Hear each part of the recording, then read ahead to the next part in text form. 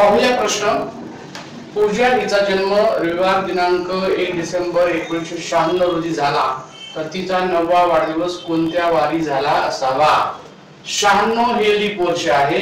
96 हे लीप वर्ष जरी असलं तरी आपल्याला 97 कडे जात असताना यामध्ये 29 फेब्रुवारी आधीच क्रॉस झालेला आहे। त्यामुळे या ठिकाणी 2 दिवस न घेता आपल्याला एकच दिवस घ्यावा लागणार, म्हणजे तिचा पहिला जो वाढदिवस आहे 1 डिसेंबर 1997 ला सोमवारी झाला।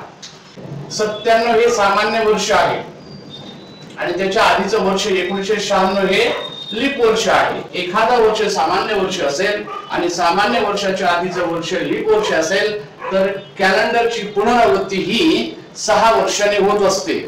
म्हणजे या ठिकाणी 1997 मध्ये जर 6 प्लस केले तर 1 डिसेंबर 2003 ला तोच वार असणार, म्हणजे काय, सोमवार। या ठिकाणी हा पहिला वाढदिवस झाला 97 ला प्लस 6 अंकी, म्हणजे हा 7वा वाढदिवस 2003 चा आहे।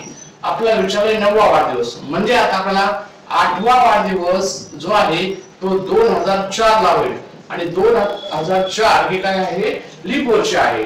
लीप वर्ष असल्यामुळे या ठिकाणी आपल्याला 2 दिवस वाढवून घ्यावे लागतील। 2 दिवस वाढवून घेतले म्हणजे या ठिकाणी असणार आहे बुधवार, आणि या ठिकाणी 9वा वाढदिवस जो आहे तो 9वा वाढदिवस 2005 ला होणार आहे आणि आपला या ठिकाणी फक्त एकच दिवस घ्यावा लागणार, म्हणजे 2005 ला गुरुवार असेल। आता ही एक पद्धत झाली। दुसऱ्या पद्धतीमध्ये आपण काय करणार, 1996 चा जन्म आहे, आपला 9वा वाढदिवस करायचा आहे, म्हणजे 9 या वर्षामध्ये लीप वर्ष कुठे कुठे येते हे आपल्याला चेक करावं लागेल।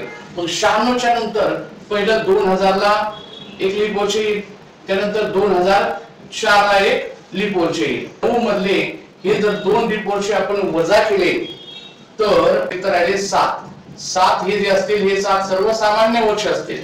आणि आपल्याला माहिती आहे की सामान्य वर्षामध्ये एक दिवस पुढे घ्यायचा असतो, म्हणजे या ठिकाणी 7 घ्यावा लागेल आणि लीप वर्ष जर असेल तर 2 दिवस पुढे आपल्याला घ्यावं लागतात। मग इथे असतील बेदुने 4, म्हणजे 4 दिवस पुढे जायचं आणि या ठिकाणी 7 दिवस पुढे जायचं। परंतु या ठिकाणी 7 दिवस पुढे जायचं म्हणजे 7 दिवसांनी तोच वार असतो, मग तो आपला तोच वार असल्यामुळे हे नाही डायरेक्ट फक्त 4 दिवस पुढे जायचं। 4 दिवस पुढे मोजायचे कशाच्या, की रविवारच्या पुढे 4 दिवस म्हणजे त्याचा 9वा वाढदिवस असेल। मग काय असेल, सोमवार, मंगळवार, बुधवार आणि गुरुवार